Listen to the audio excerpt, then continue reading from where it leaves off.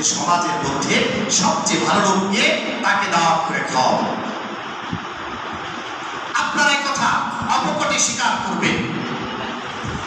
রাসূলুল্লাহ সাল্লাল্লাহু আলাইহি সাল্লামের আনিত ধর্ম তদন্তকাল যুগে অনেকেই গ্রহণ করে নাই, নাকি বলেন? অনেকেই করে নাই, কিন্তু তারা এই কথা অপকটে নির্দ্বিধায় নিঃসংকোচে অবলীলায় বলতে বাধ্য হয়েছে যে মুহাম্মাদুর রাসূলুল্লাহ সাল্লাল্লাহু আলাইহি ওয়াসাল্লামের থেকে উত্তম কোন ব্যক্তি আর এই সমাজে হতে পারে না। সত্যবাদী আচার আখলাক তার সব কিছুই ছিল তদানীন্তনকাল যুগের সর্বশ্রেষ্ঠ স্থান, নাকি বলেন? ঠিক। এদিকে বেঈমান যারা ছিল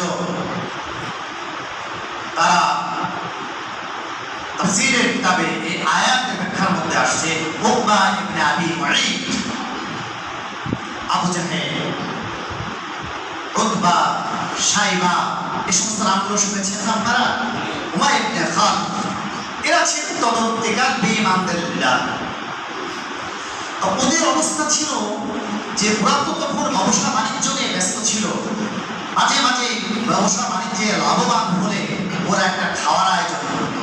সে আয়োজন করতো আমরা কিন্তু অনেকেই ব্যবসা বাণিজ্য যখন আমাদের ভালো হয়, সব কিছু যখন আমরা ভালো থাকি, তখন কিন্তু আমরা এই সুন্নতের উপর আমল করি না, দোয়ার আয়োজন করি না।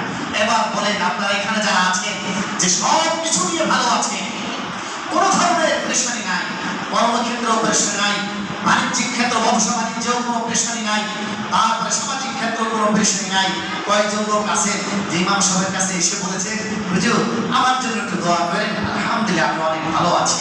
এই দোয়াটা আপনারা বলেন তো কয়জনে করেছেন? কয়জনে বলেছেন? হয়তো এখানে যারা আছেন একজনও পাওয়া যাবে না।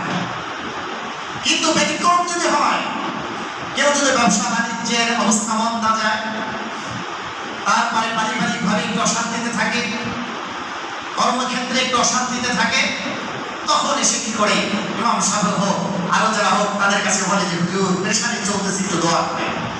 এটা কি আমাদের 100 মধ্যে 100 এই কারণটা বিদ্যমান আছে।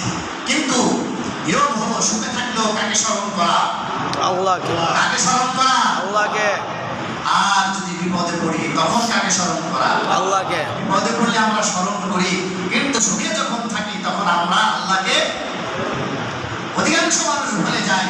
এই জন্য তো আল্লাহ তুমি আমাকে ডাকবা না, আমি তোমাকে বানালাম, দাও টাকার সিস্টেম একটু করে দিচ্ছি, টাকার পদ্ধতি আমি একটু বের করে দিচ্ছি, তোমার ঘাড়ের উপর একটু পেরেশানি চাপিয়ে দিচ্ছি, যাতে তুমি নিজের অজানা